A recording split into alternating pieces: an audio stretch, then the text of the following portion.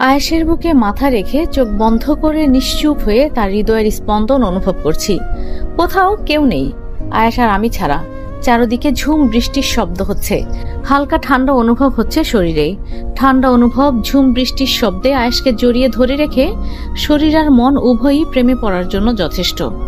কিছু আবহাওয়া বোধ হয় প্রেম নিয়েই হাজির হয়। আজকের আবহাওয়া এসেছে প্রেমের আগমনী হয়ে। আমি অনুভব করছি আয়েশকে কাছে পাওয়ার আরো গভীরভাবে ভালোবাসার, কিন্তু কিছু অনুভূতি যে মুখে প্রকাশ করা যায় না, মন চাইলেও লজ্জায় প্রকাশ করা যায় না। মন চাইছে চিৎকার করে বলি, ভালোবাসি আয়েশ, তোমাকে এখন আর আমি আপনি নয় তুমি বলতে খুব ইচ্ছে করে। এই আপনি শব্দটা বড়ই বিরক্তি লাগে এখন আমার। তুমি বলে ডাকতে ইচ্ছে করে, রাত দিন ভালোবাসি বলে চিৎকার করতে ইচ্ছা করে, কিন্তু লজ্জায় মুখে এসে আটকে যায়। সারাদিন মনে মনে তোমার কথাই বলি আমি, সারাদিন তোমার রোমান্টিক কথা রোমান্টিক রিপ্লাই করি, কিন্তু তুমি শুনতে পাও না। তুমি কেন আমায় জোর করো না? তুমি একটু জোর করলেই তো পারো, তুমি তো জেদ ধরতে পারো। মুগ্ধতা, আমাকে আর আপনি করে কথা বলে কথা বলবো না। আমাকে কেন আপনি আপনি করো? আমাকে তুমি করে বলতে পারো না? আমাকে তুমি করে বলতেই হবে। বলতে হবে মানে বলতেই হবে। তুমি জোর করলেই তো আমি একটু ইজি হয়ে যাই, তুমি করে বলতে পারি। তোমার প্রতি আমার মনে ভীষণ অভিমান। কেন জোর করো না আমাকে? তুমি কেন জোর করে বলো না আমাকে ভালোবাসি বলতেই হবে? তুমি জোর করলেই তো ভালোবাসি বলতে পারি। তাকে জড়িয়ে ধরে যেন অজানা অনুভূতি শরীরে তরঙ্গের মতো ঢেউ তুলছে, তবুও নিজেকে সামলে নিলাম আমি। এমন সময় আয়েশের ঠোঁটজোড়া আমার কানে স্পর্শ করলো, খুব আস্তে করে বলল, মুগ্ধতা বাসায় চলো, আর ভেজা যাবে না, তুমি অসুস্থ হয়ে পড়বে, কয়েকদিন পরেই অ্যাডমিশন। জোরালো অধিকার নিয়েই বললাম, না আমি ভিজবো, বছরের প্রথম বৃষ্টি, ভিজতে ভালো লাগছে। আয়েশের বুক থেকে মাথা তুলে তাকিয়ে দেখি আমার মাথার ওপর আয়েশের হাত। আয়েশকে বললাম, আপনি হাত দিয়ে রেখেছেন কেন? তোমার মাথায় পানি পড়ছে তাই, কিন্তু আমি তো ভিজেই গেছি। আপনার হাত পারেনি কিন্তু ভেজা থেকে আটকাতে। আমার দুহাত তোমাকে আগলে রাখার জন্য যতটুকু সম্ভব চেষ্টা করেই যাব। আয়েশকে ধাক্কা মেরে খানিকটা দূরে সরে গেলাম আমি। আয়েশ থুতনিতে হাত ঠেকিয়ে আমার দিকে তাকিয়ে আছে। আমি দুই হাত আকাশে মেলে ঘুরছি। পৃথিবীটা ভীষণ সুন্দর মনে হচ্ছে, নিজেকে পৃথিবীর সব থেকে সুখী মানুষ বলে মনে হচ্ছে। সহসাই হেসে যাচ্ছি আমি। ভালোবাসার মানুষটা যদি পারফেক্ট হয় আর পার্মানেন্ট হয়, তাহলে তার থেকে সুখী মানুষ আর কেউ হতে পারে না। একজন মানুষ ঠিক বলে পৃথিবীর সবই যেন সুন্দর মনে হচ্ছে আমার। দিন শেষে একটা মানুষের ওপরই নির্ভর করে ভালো থাকা, মানুষটা যদি মানুষের মতো হয়। আয়াস রোড থেকে ছাতাটা তুলে নিয়ে আমাকে বলল, চলো এবার, পরীর মতো বউ আমার। এইভাবে বৃষ্টিতে ভিজছে, মন খুলে হাসছে। এইদিকে আমার অবস্থা ইন্নালিলা হয়ে যাচ্ছে। কেন, কি থেকে কি হয়ে যাবে তার ঠিক নেই। এক্ষুনি বউ আমাকে চরম অসভ্য উপাধি দিয়ে দিবে। আজ আর অসভ্য উপাধি দেব না, শিওর? আচ্ছা শোনো, একটা চুমু খেতে পারি প্লিজ? জাস্ট একটা। ওয়েদারটাই এমন, চুমু খেতেই হবে, না হলে প্রেমিক হৃদয় বড্ড বেশি ছটফট করবে। বলেই ওষ্ঠ ডুবিয়ে দিলেন ডান গালে, ডান গাল থেকে বাম গালে, বাম গাল থেকে কপালে, কপাল থেকে ওষ্ঠে। তার আলতো পরশের ভালোবাসা আমার ভীষণ ভালো লাগছিল। বিদ্যুতের মতো কেঁপে ওঠা শরীর ভালো লাগা খুঁজে পেয়েছিল। আয়েশের দিকে তাকিয়ে বললাম, পারমিশন চেয়েছেন, বাট আমি কি পারমিশন দিয়েছি? তুমি দিতে আমি জানি, আর জেনেই গুরুত্বপূর্ণ কাজটা সেরে ফেললাম। না, পারমিশন দিতাম না, তুমি দিতে, বললাম তো না। ওকে, এখন চুমু দিলে আমি বিশ্বাস করব যে তুমি অনুমতি দিতে না। মানে এটা আবার কেমন শর্ত? পারবে না তাই না? এই জন্য তো বললাম যে তুমি অনুমতি দিতে। সাথে সাথে আয়েশের গালে চুমু দিয়ে বললাম, এই যে প্রুভ করেছি আমি পারমিশন দিতাম না। মনে মনে বললাম, আপনি এত রোমান্টিক কেন? আসলেই অনুমতি দিতাম, আর এখন আমার আপনাকে চুমু দিতে ইচ্ছা করছিল, তাই দিলাম। এক ঢিলে দুই পাখি মারলাম আর কি। আয়েশ এবার খিলখিল করে হেসে দিয়ে বলল, এতেও আমারই লাভ হলো। এমন ডেয়ার নিও মাঝে মাঝে। আমি জাস্ট প্রুভ করেছি, বুঝলেন? প্রুফ ট্রুপ সব মিথ্যা। আমি জানতাম তোমার আমাকে চুমু দিতে ভীষণ ইচ্ছা করছিল, বিকজ আমি ভিজলে আমার গাল মারাত্মক সুন্দর লাগে, আর সেই গালে চুমু দেওয়ার ইচ্ছা মুগ্ধতার খুব করে হচ্ছিল, শুধু লজ্জায় বলতে পারছিল না। কি বাজে কথা! কোনো বাজে কথা নয়, তোমার চোখ মুখ দেখে আমি বুঝতে পেরেছি। ওর সাথে কথা বাড়িয়ে কোনো লাভ নেই, তাই আমি চুপ করে গেলাম। দুজনে হাঁটছি। শহরে লোডশেডিং হয়েছে, আলো নেই কোথাও। এদিকটা মেইন শহর না, তাই রাস্তার দুই সাইড দিয়ে দোকানপাট নেই, তবে মানুষের বসতি আছে খুব। বসবাসের জন্য অত্যন্ত নিরিবিলি এই সাইডের পরিবেশ। হঠাৎ আয়াস শার্টের বোতাম খোলা শুরু করেছে আমার দিকে তাকিয়ে। আয়াসের শার্ট খোলা দেখে আমার ভীষণ সন্দেহ হচ্ছে। আয়েশার দিকে তাকিয়ে বললাম, কি ব্যাপার, আপনি শার্ট খুলছেন কেন এই মাঝ রাস্তায়? আয়েশ শার্টের বোতাম খুলতে খুলতে বলল, প্রয়োজন আছে। আমি আরো বেশি ঘাবড়ে গেলাম, ও আবার উল্টাপাল্টা করবে না তো? ঘাবড়ে গিয়ে প্রশ্ন করলাম, কি প্রয়োজন? প্রয়োজনটা তোমাকে ঘিরেই। আমাকে ঘিরেই মানে? দেখুন, এটা কিন্তু আমাদের বেডরুম না, এটা রাস্তা। এখানে একদম উল্টাপাল্টা কিছু করার কথা ভুলেও ভাববেন না, বলে দিচ্ছি। আমি কিন্তু এটা অ্যালাউ করব না। আয়েশ আমার দিকে তাকিয়ে আছে আর মনোযোগ দিয়ে আমার কথা শুনছে। শার্টটা আমার কোমরে বেঁধে দিয়ে বলল, ওড়না পিঠের দিকে ভালোভাবে জড়িয়ে নাও।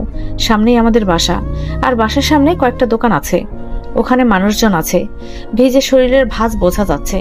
সো আমি চাইছি না আমার বউকে অন্তত কেউ এইভাবে দেখুক। আমি ভীষণ লজ্জা পেয়ে গেলাম। আমি কি ভাবছিলাম, ছি, এবার নিজেরই লজ্জা লাগছে।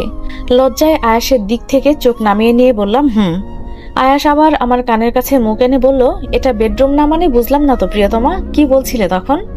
আয়াস যে কথাটা আবারও তুলবে আমি তখনই বুঝতে পেরেছিলাম। সে প্রতিটা কথার পয়েন্ট মনে রাখে। আমি আসলে কিভাবে কথাটা এড়িয়ে যাব বুঝতে পারছি না। আমি কি বলবো ভাবছি, তখনই আয়াস বলল, কি মিথ্যা বলবো এটা ভাবছো তাই না? মাথায় এখনো কোনো আইডিয়া আসেনি, বুঝতে পারছি। আচ্ছা ভাবো ভাবো, দেখি কি বলা যায়। কি ভাববো? কিছুই ভাবছিলাম না, আমি জাস্ট বলছিলাম এটা আমাদের রুম না। আপনি এখানে চেঞ্জ করছেন, কাপড় কোথায় পাবেন? সেটাকে টেনে টুনে এত বড় করার কি প্রয়োজন? ও তাই, তুমি আসলে এটা বলছিলে তাই তো? আমি আসলে গালতিসে মিস্টেক করে ফেলেছি প্রিয়তমা। দুজনে ভিজতে ভিজতে বাসায় ফিরে এলাম। বাসায় প্রবেশ করেই ফুলগুলো জগের ভেতরে পানি দিয়ে রেখে দিলাম। দুজনেই চেঞ্জ করে নিলাম। আরোহী কুসুম ভাবির সাথে গল্প করছিল। আমি ঘর ঝাড়ু দিলাম, পুরো ঘর ধুলোয় ভরে গেছে। সবার বিছানা ঠিকঠাক করে দিয়ে ডাইনিং এ খাবার দিয়ে দিলাম। আরোহী এগিয়ে গিয়ে বলল, দুলা ভাই, বউকে নিয়ে ভিজলেন, শালিকাকে ডাকলেন না? আয়াস হেসে বলল, শালির জন্য পাত্র খুঁজছি, যেন এভাবে ভিজতে পারে। অয়নও তখন ডাইনিং এ এসে বসলো। চারজনে গল্প করতে করতে খাওয়া দাওয়া শেষ করলাম। বেডরুমে গিয়ে আমি ফোনে শাড়ি আর পাঞ্জাবি দেখছি। আয়াসের মা আর আয়াস অয়নের জন্য ড্রেস দেখছি। এরই মাঝে আমার ছোট বোন শ্রুতি ফোন দিয়েছে। ওর সাথে কথা বলতে বলতে রুম থেকে বেরিয়ে দেখি আয়াস আর আরোহী কথা বলছে। তাদের মাঝে অদ্ভুত কিছু কথা হচ্ছে। কথাগুলো শুনে থমকে গেলাম আমি। আরোহী, আমি ভীষণ দুশ্চিন্তায় আছি। আমি সারাক্ষণ ভয়ে ভয়ে থাকি, না জানি কবে মুগ্ধতা সত্যটা জেনে যায়। আর মুগ্ধতা এই সত্যটা জেনে গেলে সেদিনও কিভাবে রিয়্যাক্ট করবে আমি সত্যি জানি না। আমি কোনো কিছুর বিনিময়ে মুগ্ধতার চোখে পানি দেখতে পারবো না। মুগ্ধতা এই ভয়ঙ্কর সত্যটা জানলে কষ্ট পাবে, ভীষণ কষ্ট পাবে। এখনো এক জীবনে আছে, আর সব সত্য জানলে ওর জীবনটা অন্যদিকে চলে যাবে। ওর চিন্তাভাবনা সব বদলে যাবে। আর আমি চাইছি মুগ্ধতা এখন যেমন চিন্তামুক্ত হাসি খুশি জীবনে আছে তেমনই থাকুক। মুগ্ধতা কিভাবে জানবে সব সত্য? আর কি প্রয়োজন মুগ্ধতাকে এসব বলার? আমরা যদি না বলি কে বলবে? সেদিন আমাদের এলাকা থেকে একজন মহিলা এসে প্রায় বলেই দিচ্ছিল মুগ্ধতার জন্মের ব্যাপারে। সিরিয়াসলি আমার প্রচন্ড রাগ হয়েছিল। যে সত্য মুগ্ধতা থেকে এতগুলো বছর আমরা লুকিয়ে রেখেছিলাম, সেই সত্য ওই মহিলা বলে ফেলেছিল। আমি খুব রেগে গিয়েছিলাম। মুগ্ধতা আমাকে না আটকালে আমি ওই মহিলাকে কি না কি বলতাম নিজেই জানি না। মুগ্ধতার জীবনের এই অতীত কোনোদিন না কোনোদিন মুগ্ধতার সামনে আসবে। কি হবে সেদিন? মুগ্ধতা কিভাবে সহ্য করবে সেটা? মুগ্ধতার কাছে দুইটা গুরুত্বপূর্ণ বিষয় আমরা লুকিয়ে গিয়েছি। ভীষণ ভয় হয় মাঝে মধ্যে। দুইটা বিষয়ই অনেক সিরিয়াস। সব সত্য জানলে যদি মুগ্ধতা আমাদের ভুল বোঝে বা নিজের কোনো ক্ষতি করে। অলরেডি মুগ্ধতা আমাকে প্রশ্ন করেছে আমার বিএফ কে ছিল। আমি এড়িয়ে গিয়েছি মুগ্ধতার থেকে। মুগ্ধতার জীবনের সুখ শান্তির জন্য আমি অনেক নাটক করেছি, অনেক মিথ্যা বলেছি। আমি সব থেকে বেশি ভয় পাই মুগ্ধতা যেন কোনোভাবে কষ্ট না পায়। আমাকে ভুল বুঝুক, গালি দেখ, সব মেনে নেব। ও যেন কষ্ট না পায়, এইটুকুই চাওয়া আমার। মুগ্ধতা কত ভাগ্যবতী দেখেছেন? ভালোবাসায় পরিপূর্ণ ওর জীবন। আজ আমার জীবনটাও এমন হতে পারতো। প্লিজ আরোহী, মুভ অন করো। অতীতকে ভুলতে হবে তোমাকে। পারবো না আমি পারছি না সবকিছু মেনে নিতে। নিজেকে শেষ করে দিতে ইচ্ছা করছে। তুমি কখনোই এমন কিছু ভাববে না আরোহী। বিলিভ মি, আমি সব সময় তোমাকে নিয়ে ভাবি। তোমার কষ্টটা আমি সব সময় ফিল করি। যে কোনো কিছুর বিনিময়ে যদি তোমাকে একটু সুখ কিনে দিতে পারতাম। আমি কষ্ট পেলেও আমারও একটাই চাওয়া, মুগ্ধতা যেন কষ্ট না পায়। সেই উইশটা পূর্ণ হয়েছে। তুমি সত্যি খুব ভালো মেয়ে আরোহী। আয়াস আর আরোহীর কথা শুনে আমি থমকে গেলাম। কি বলছে ওরা এসব? কিসের সত্য আমি জানি না। ওই মহিলা কি বলে ফেলেছিল? আমি সত্যি আমার বাবা মার বিয়ের আগে হয়েছিলাম? মানে কি এসবের? কি মানে? ওদের কথা শুনে তো মনে হচ্ছে ওই মহিলা সত্য বলেছিল। ও নো, এটা কিভাবে সম্ভব? এমনটা হতেই পারে না। ওই মহিলার বিষয় বাদেও আয়াস আর আরোহী অন্য কোনো কিছু লুকাচ্ছে। কি লুকাচ্ছে ওরা? কেন লুকাচ্ছে? ওদের কি কোনো রিলেশন ছিল না কি ছিল? আরোহীর তো কারোর সাথে রিলেশন ছিল, যার কথা আমার কাছে কখনোই প্রকাশ করেনি। আমি কি এক্ষুনি গিয়ে ওদের কাছে জিজ্ঞাসা করব? ওরা কি আমাকে সবটা বলবে? এর আগেও আরোহীকে জিজ্ঞাসা করেছি, আমাকে এড়িয়ে গিয়েছে। আর যা বলেছে তা পুরো সত্য মনে হয়নি। আমাকে নিজের মতো করে খুঁজতে হবে এই রহস্য। আমাকে খুঁজে বের করতেই হবে। সবটা খুঁজে বের করে তারপর না হয় সবাইকে বলবো। মা বাবার ব্যাপারটা মোটেও ক্লিয়ার হতে পারলাম না। হতেই পারে মা বাবার বিয়ের আগে কোনোভাবে আমার জন্ম হয়েছে, এটা মেনে নিলাম, কিন্তু এভাবে লুকানোর কি আছে? মা বাবার তো বিয়ে হয়েছে, পরিবারে তো এসব নিয়ে কখনো কথা বলতে দেখিনি। আয়াস আর আরোহীর কি রিলেশন ছিল? আয়াসের কথা যতটুকু ক্লিয়ার হতে পেরেছি, সে আমাকে ভালোবাসে। তাহলে কি লুকাচ্ছে? আরোহীর সাথে রিলেশন লুকাচ্ছে?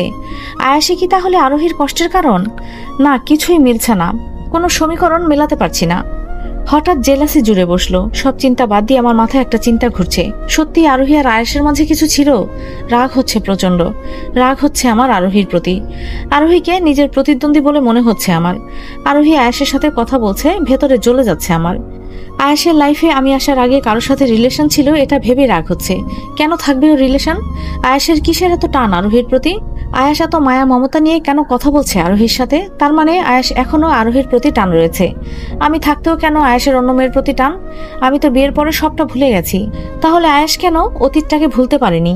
তাছাড়া আমি তো আরোহীকে ভীষণ ভালোবাসি, কিন্তু কেন এটা বলতে পারছি না যে, আরোহী, আয়েশ যদি তোর ভালোবাসার মানুষ হয়ে থাকে, আমি আয়েশকে ফিরিয়ে দেব তোর জীবনে।